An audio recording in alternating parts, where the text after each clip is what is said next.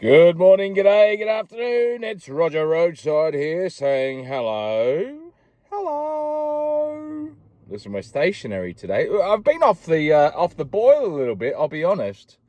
I don't know if that actually came out as physical words, but what I meant to say is I've been off the boil a little bit of late because my bloody thing snapped. Look at that. It bloody snapped. Cheeky little bugger. So I can't put my phone into anything that will allow me to use it whilst driving. So, as in not use it for legal purposes, but just to have it recording whilst fanging about. But so that's why there's been a bit of a delay in some stuff coming out. But listen, put all that aside. We've put our differences aside. It's a cracking day today. Look at the sun out there. You can probably see the dust on the old car out in front of you. But it's a cracking day today. But there was an interesting thing that happened last week that has, in my mind, has kind of been glossed over a little bit. And I don't really know. For me, it basically explained why everything is so stuffed, and why it's sort of come to all of this. And it was an interview, I believe, with Liz Truss on Talk, and she was talking about her very short stint as Prime Minister, and she was talking about how, as she was going up through the ranks, she always sort of thought that if and when she ever got into a position where she could make decisions, that she would do things differently, and she couldn't understand why certain things were being done by either people in her same party or people, probably people in her same party, to be honest.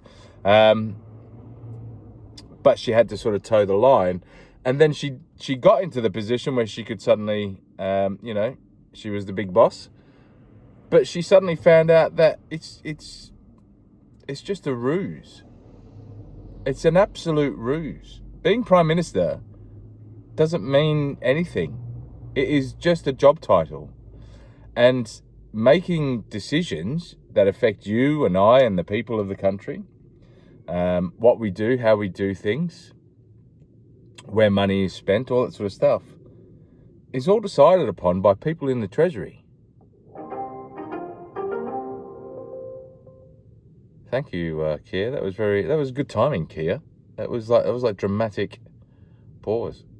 But it's all decided by other people. It's decided by people in the background that have their staunch views on various things, and the people within those areas and those walks of life happen to be people that lean in certain directions, and they have ideologies, and they're not necessarily business people. They're not necessarily, economists or anything like that. They have their ideology that they are trying to push, and their agenda that they're trying to push.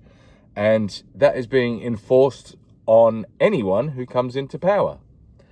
So therefore, essentially, even if you are Prime Minister, I don't know if we've played this game before, but I think we probably all have at some point in our life. If you were Prime Minister for the day, what would you do? I mean, it sounds, when you say it out loud, it's probably not the best game. It's not the coolest game that you could be playing. But anyway, the thing is that even if you were Prime Minister for the day, you wouldn't be able to do anything. You wouldn't be able to change anything, make any sort of implementation, because it's all got to go through the Treasury, and any sort of any direction that you want to go in, if it doesn't suit the direction that these people want you to go in, then there'll either be some sort of situation. So Liz Truss was talking about how, just before her budget thing came out, that the bank sold a shed ton of stocks and stuff like that. That caused a crash. Obviously, her budget release came out. The crash was attributed to her budget release, but really the technicalities of it was because of the bank selling out these shares. Yada, yada, yada. Long story short, it was basically manipulated. And it was, I think, we really failed to believe, or we failed to see the abilities of these people who are in power behind the scenes, and the ease at which they can take people down or push people up. It's something that is quite easy for them to do. And, as soon as someone goes against the grain, they can easily just discard them in various shapes and forms and manners.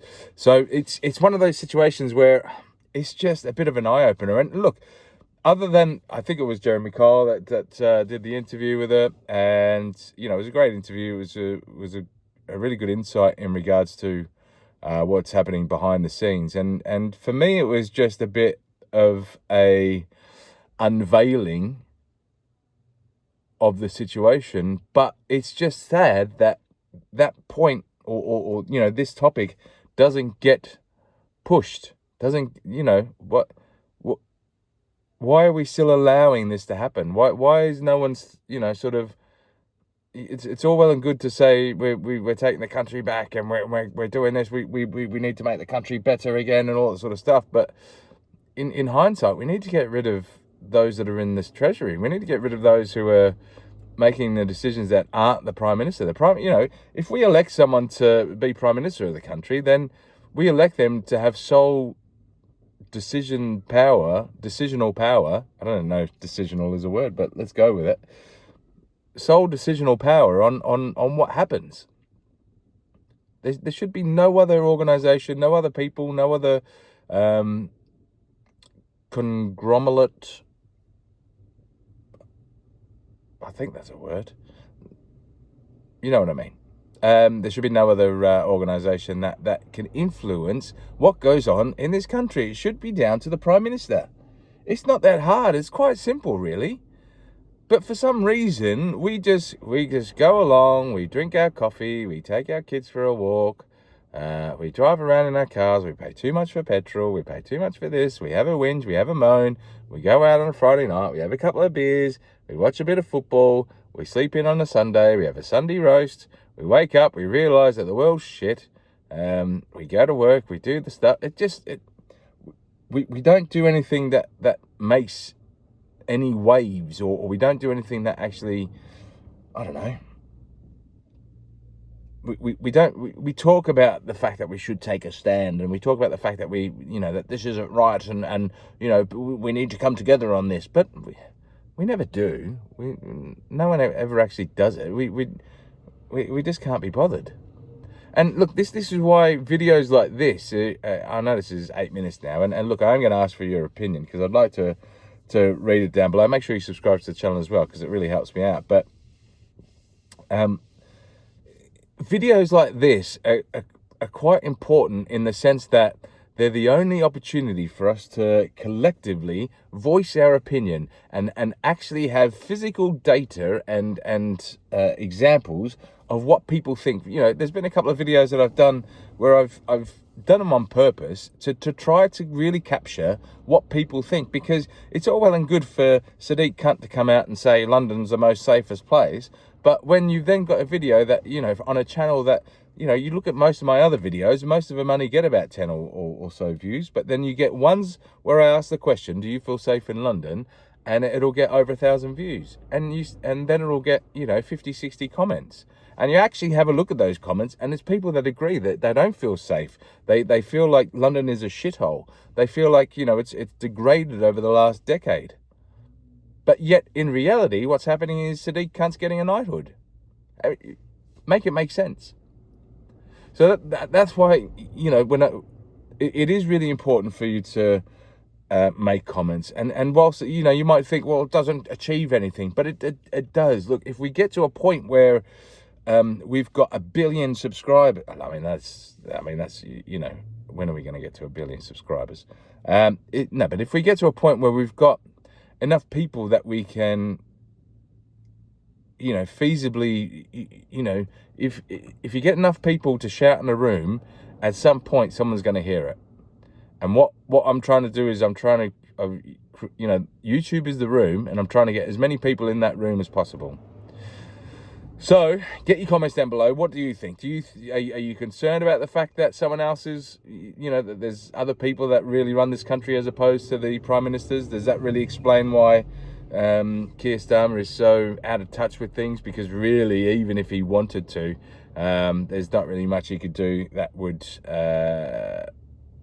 if he wanted to go down common sense roads, start drilling in the North Sea and all sort of stuff, he can't really do it because his hands are tied. What do you think in the comments? Do you think it's a fair way and the right way for us to go along, or should we change things? Should there be some sort of changing of the way that we're governed, and some protections put into place, and some sort of cast iron shield that stops people from influencing the direction and what we're voting for when we're voting for a particular person or a particular party to achieve things. Because look, at the end of the day, if you are turning towards reform, and you're turning towards maybe Rupert or whatever the case may be, but look, if the reality of if those guys ever got into power, are they just going to be in the same position as Keir Starmer? Are they? It's all well and good to try to get into power saying that you're going to do X and you're going to do Y and you're going to do A, B, C. But if when you get into those positions or that position, your hands are tied, then, what is it really that you're going to be able to achieve? Nothing. So we need to address, in my opinion, we need to address the hands that are muddying the water. But anyway, listen, get your comments down below. I really do appreciate your support. Sorry again that I've been off for a couple of days, but been dealing with some broken plastic. So, tough life. But listen, more content to come.